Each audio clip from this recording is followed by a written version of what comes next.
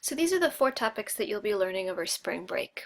We'll start today with area, and specifically we're going to be trying to find the area between 2 curves. We previewed this a little bit in class right before you left for your internships, and you saw that basically the idea was to set up a Riemann sum. Let me give you another quick overview. So suppose I wanted to find the area of this shape in green right here. As you can see, it's the shape that's between some function that's drawn in pink and another function that's drawn in black. Since this area is some irregular area, it's not something I can use a formula for, my idea is to take this area and to think about how I would estimate it. You've seen before the idea of using a Riemann sum. So I've drawn a bunch of rectangles.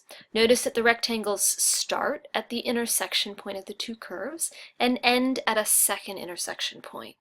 Each of these rectangles have a small width that corresponds to a little section of x, so we would call it a dx value or a delta x.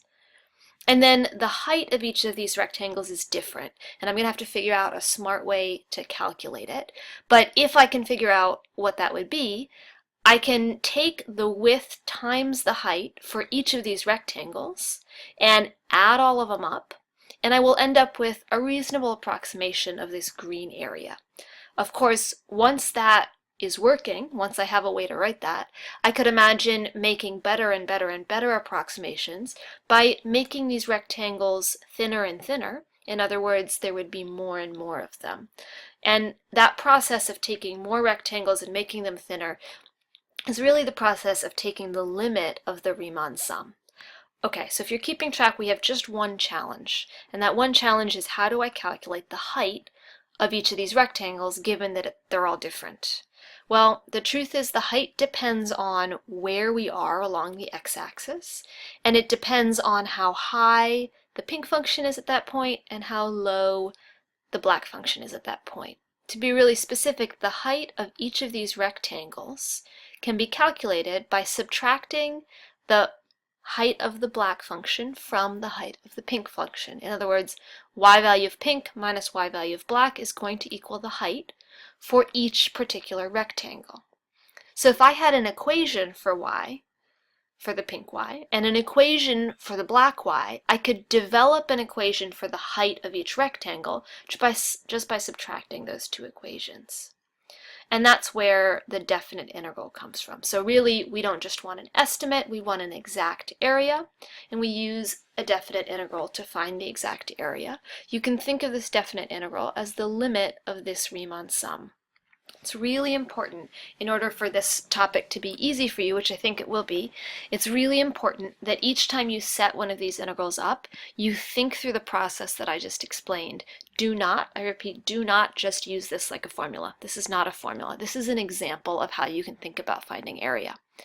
When you think about it, you need to think about 4 things. So first, you need to think about where the first rectangle is going to start. Specifically, this is going to be an x value right there because our variable of integration is x. So when I say where the first rectangle starts, I don't mean the bottom of the first rectangle. I mean the x value where the first rectangle has its left-hand side. And we already talked about how that's the intersection point. Similarly, the b value is where the last rectangle ends. And again, b and a here are both x values because we're using the x variable of integration. So if we start at this number and keep going all the way to this number, and at every point in between we multiply a tiny little width times the height of the top function minus the height of the bottom function, we're going to end up with an evaluation of the area. Let's try this out. To find the area of a shaded region like the green one on the screen, we're going to set up and evaluate a definite integral. And the key to setting up the correct integral is to make sure that you can visualize this area using a rectangular approximation. Imagine replacing all of that green shading with a series of green rectangles. The trick in writing your integral is just to make sure that you understand exactly what those rectangles would have to look like. For those of you who are more verbal, your integral is basically making a statement. It's basically saying that the shaded region in your graph is approximately equal to a bunch of rectangles that start at a particular point, have a particular width, have a particular height, and end at another point. If you can figure out those four things, and if you can connect them to what their image would look like, then the integral itself is going to be a piece of cake. This one's particularly easy. So where does the first rectangle start? Sure, exactly. The first rectangle has to start exactly at that first intersection point. Now, it's very important that we use the x-coordinate of that point, not the y-coordinate. We're lucky because on the graph you can see that the x-coordinate is -1, so my integral is going to start at -1. We can go all the way ahead to see that the last rectangle I draw, the one that's right down here, is going to end, and again I'm reading off of the graph, at +2. So that's where my definite integral is going to end. Now, all of the rectangles in between are defined in essentially the same way. They all have a width that's going to correspond to a delta x value. They all have a short width that is in the x direction of my graph. And the only difficult part here is the height. We have to figure out a way to express the height of each of these little rectangles. Well, you probably saw a hint from earlier. Basically, the height of each rectangle is going to come from subtracting the function on top and the function on bottom. When you're getting started, it might be helpful for you to do something like this. I'm going to call the top function the red function. So I basically want the y value of the red function minus the y value of the blue function. Once you get good at this, you won't need this intermediate step. But look how I've got four things. I've got rectangles starting at -1, and they continue all the way through with heights that are defined by the red and the blue function's difference, and widths that are small chunks of x, and it ends, the last rectangle ends at 2. This is the hardest part, setting up your integral. From there, you basically just have to evaluate it. Really remember that we can't evaluate an integral when there's one variable in the expression and a different variable of integration. So I'm just going to clean this up a little bit by substituting in the actual expression for y red and y blue. The red function was defined by the expression 2 minus x squared, and the blue function was defined by -x. Of course, don't miss the minus the negative, so I'm going to go ahead and just make that a plus. To clean this up, just one last step. Normally we don't want to leave the delta x. That's how we think about it graphically, but when we're doing the integral, we really think about it as dx. So we're ready to evaluate. If you wanted to, you could just use your calculator and get the answer. For today, I'm really more interested in the setup. If you do want to see the algebraic way, because the AP exam could ask you to do it algebraically, you would find an antiderivative, evaluate that antiderivative at the bottom and top limit of integration. Looks like this, ultimately coming out to 9/2 or 4.5, which is probably what your calculator gave you. Okay, let's look at another one, maybe a slightly more interesting one. Example is pretty straightforward. This example is designed to show you the importance of sketching and to show you that it's not always completely obvious how you should set up your integral. Before I show you how to calculate the area on the screen, I want you to take a look at this graph and see if you can complete this sentence. Remember, we're supposed to think of this as an approximation, and we use these four values to set up our integral. If you were trying to set up an integral to represent this area, where do you think that integral would start? Where would it end? How would you calculate the width of each rectangle, or what would you write to represent the width? And what would you write to represent the height? So I would guess most of you probably said that our integral should start at 0 and go to 4, because you can see the shape starts right here and then the intersection point has an x value of 4. And then I would imagine most of you probably wrote that the height was going to be the square root of x minus 2, because the square root of x is the red function, which is on top, and x minus 2 is the black function, and then of course the width of our rectangles will be dx. This is actually wrong. And in order for you to see why it's wrong and in order for you to be able to avoid making this mistake, we really need to rely on the graph. So sketch a picture of this graph in your notes, and then I'm going to show you how to interpret this integral so that you can see for yourself why it's wrong. What's so wrong with this integral? It seems pretty straightforward.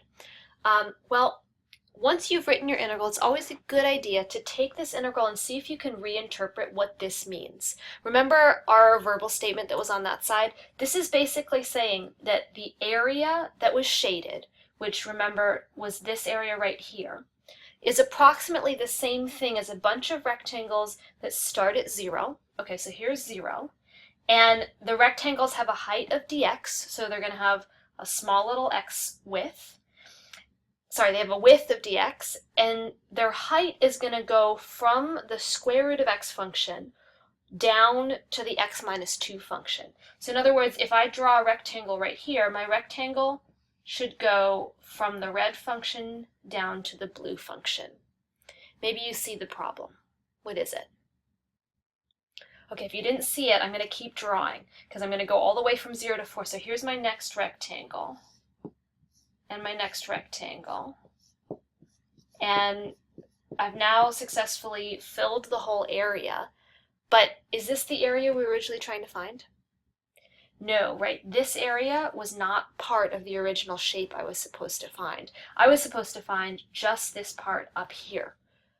Whereas this integral is actually calculating the whole area all the way down, including that triangle.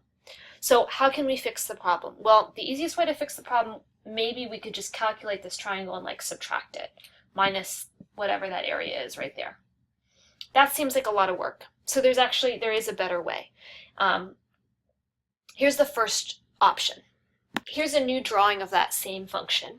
And again, I want to find this area up here.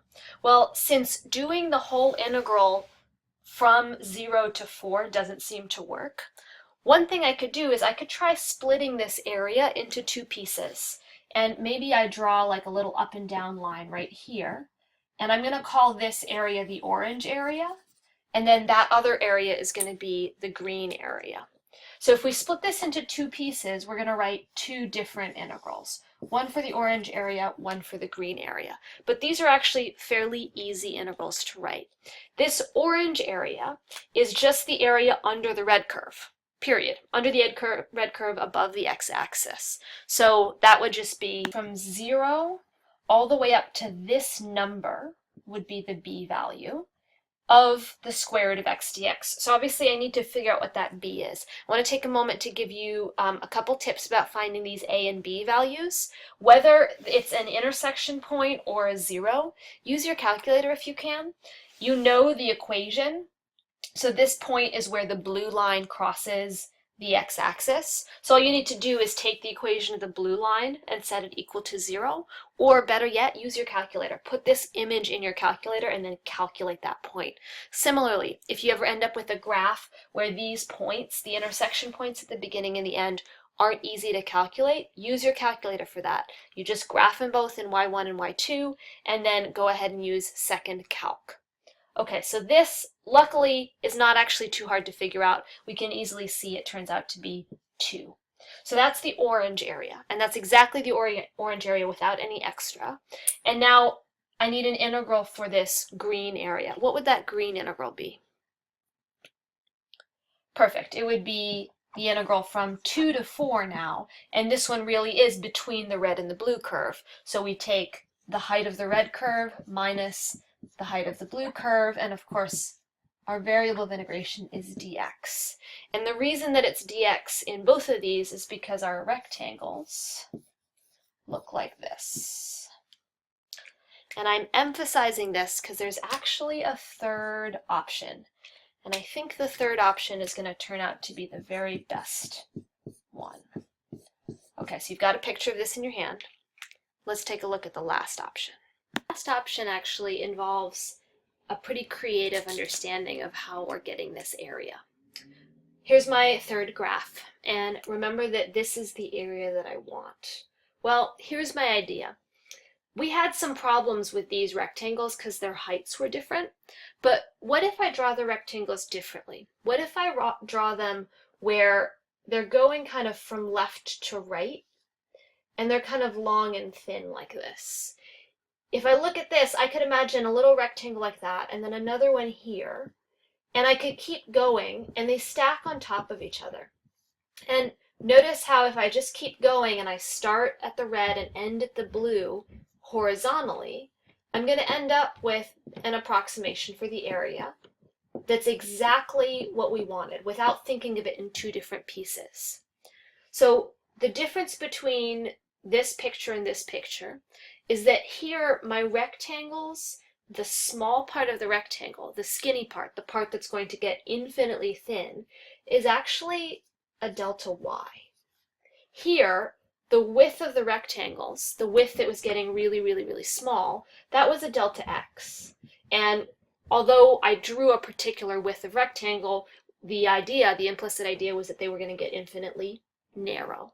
Well, here, my rectangles, as they get infinitely thin, are going to actually get shorter, and their y value is going to shrink. But their length, the other dimension of each rectangle, is always defined by the x value of the red function and the x value of the blue function. This picture is the picture of an integral whose variable of integration is actually dy. I'm going to show you how to set up the integral, then I'll explain kind of where it's coming from. So the area, as I've defined it here, is actually going to be the area of a length times dy. And the expression I have to come up with is an expression for the length of each of these rectangles. Well, we said it a minute ago. The length of this rectangle is the x value of the blue minus the x value of the red. And of course, those x values change as we go up the stack. But this formula basically describes all of these rectangles. So the first rectangle is now the bottom one. And the bottom rectangle starts when y equals 0. And the last rectangle ends when y equals 2. Notice how my terms of integration now are y values. Before they were x values. So this expression, in order to evaluate it, needs to have y's in here, which means I'm going to need to somehow use the blue function's equation and the red function's equation to get an expression that equals x. You probably can see already what we're going to do. We're going to solve. So if I want an expression for the x value of the blue function that uses the variable y, I'm basically rearranging this formula. Instead of y equals x minus 2, I want to rewrite it as x equals y plus 2. Notice I just added 2 to both sides. So now instead of the x value of the blue function, I can go ahead and write y plus 2. And we'll do the same thing for the red function. The x value of the red function is the same thing as y squared, and I squared both sides to get x by itself. So the x value of the red function is y squared. And this is actually, again, a very simple integral. It's just 3 simple terms. The variable of integration is dy. So now make a comparison.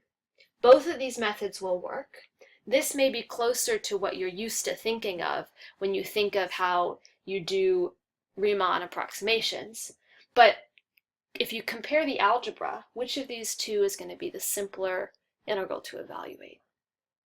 Right, for sure, this one, because it's just one integral, and because there's no square root functions. So in this case, using dy would really help us. Now, instead of taking the time to actually work out the antiderivatives, I trust that you know how to do that. Just pause right here, use your calculator to evaluate both of these integrals and add the answers together. Then use your calculator to evaluate this integral. Notice when you type it into your calculator, you're actually going to use y's. You're going to use x's instead of y's. So this would be like x plus 2 minus x squared dx. That's just so your calculator understands this. The variable doesn't actually matter. You could use t's, anything you want. And when you add these two together, you should get the same as this. See if it works. When you were successfully able to plug in, you see we get the same answer both times. Okay, So this is new to us, but let's just start with kind of a big picture. Can you summarize for me what was the difference between the two methods that I just modeled? Not the wrong one, but the two correct possibilities. And once you've described the difference, which one do you think seemed preferable? Why? Right, the difference was that here the rectangles were oriented vertically, and here they were oriented horizontally, which meant that these integrals used dx as the variable of integration, and this integral used dy. Although I know this is unfamiliar to you in terms of how you draw and set up your integral, it should be clear that this is actually the easier integral to evaluate, both because it's just one, and because you don't have to deal with the square roots, which are kind of nasty. So let's just practice picking which of the two is better, dx or dy. For each of the three graphs on the screen, predict which variable of integration would be better by looking at the shape and visualizing which direction you would orient the rectangles.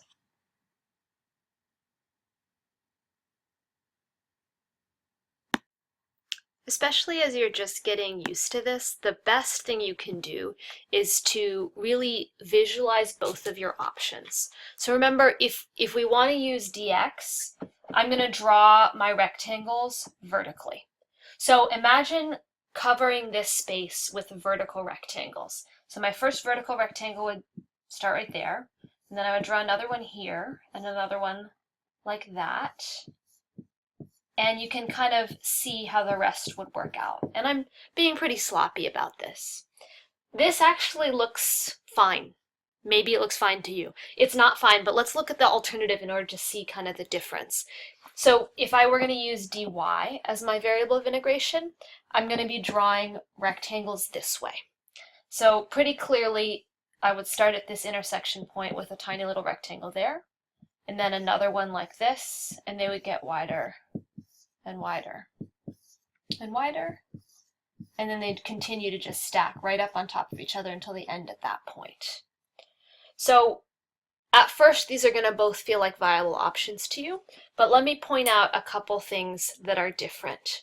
So notice that the y values here start and end at a specific intersection point that's easy to find. What's different over here is this first rectangle starts at some point along this curve, which looks like it's intercept, but I can't really tell what that value is. You should also notice that this first rectangle is not touching the red curve. In other words, the height of this rectangle just depends on the blue curve, whereas all of these other rectangles, their heights depend on both the blue and the red. That's a huge no-no. Because when you go to define your integral, you want all of the heights to be defined in the same way. Maybe it's blue minus red, maybe it's red minus blue, it doesn't matter, as long as they're all the same. But right here, they're not all the same. We've got a problem right on this end. Whereas over here, the lengths are all consistent. All of the lengths are the difference between the x value of the blue and the x value of the red. So that's why this first example should be an integral using dy. How about the second example? Here are my two drawings of the second example. And I really like this example because it forces you to really think about how the shapes you draw connect to the integral. So I've drawn just kind of tentatively my vertical rectangles for the dx version and my horizontal rectangles for the dy version. At first glance, they both kind of look okay. All of the rectangles here start at one function and end at the other. It covers the whole area. Both of these kind of are defined by the intersection points, which, by the way, you can calculate. How can you calculate what the x and y value are? Exactly. You can plug the functions into the calculator and find their intersection. It does turn out to be 1, 1. So in order to take the next step and really make a decision, and maybe they both work equally well, we want to think about what the integral would look like. So right here, I'm going to take the integral in terms of the x value. So the first x value is 0, the last x value is 1. And then I'm going to multiply the heights, so it's going to be the y value of the red minus the y value of the blue times the width, which is dx. Over here on this side, for this one, I would be integrating in terms of y. So the first y value is 0, and the last y value is 1. That's kind of the same. But then now, instead of multiplying a height times dx, I'm going to be multiplying a length times dy. The length of each rectangle times the little segment of y. So the length here is defined in terms of the x values. It's going to be the x value of the blue, which is the second one, minus the x value of the red, and then dy. These are still looking totally the same to me. Okay, so why did Edpuzzle say that this was the better option? We'll take the next step. What's the next thing we have to do? Well, we actually have to use the expressions. And when you look at the expressions in the original problem, I'm not sure if you can see them. The original problem told us that the red function is the function x equals y squared. You see how it's already solved for x? That means we can very easily just replace this with y squared for the red and y cubed for the blue. Whereas if we wanted to do this version, we would have to solve for y, which means taking the square root, and then for the blue function, which was x equals y cubed, taking the cube root. And we'd end up with square roots and cube roots, and that would be a mess. We could do it, but it would be a mess, which is why y values are preferable here. Let's try one more. And the last one here is actually pretty straightforward. We draw our vertical rectangles for the dx option, and it's a weird looking shape, but these rectangles pretty clearly will end up covering the whole area. It looks okay. And then if we try doing the dy option, drawing horizontal rectangles, we do run into a problem. And that's because, like, if I imagine starting right here at the bottom, I could draw a rectangle here, but then that wouldn't get covered. And I can't draw two side by side. Remember, they have to just all stack on top of each other. So even if I went on to end up covering all of this area, I would be missing out on a whole bunch of the area, which is why dy is not a good option and dx is the right choice for this last one. Try 3, and after these 3, we'll call it a night. Which variable of integration would be best for each of these?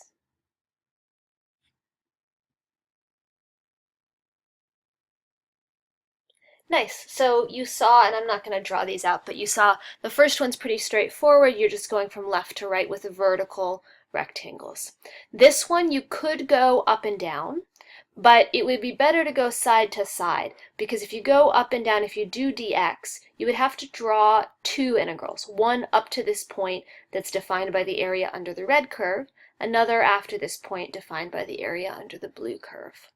The last one's fun because you do need to do two integrals no matter what, and you should use dx for the last one. Alright, when we come back in the next video, we'll do a bunch of practice, but that's it for now.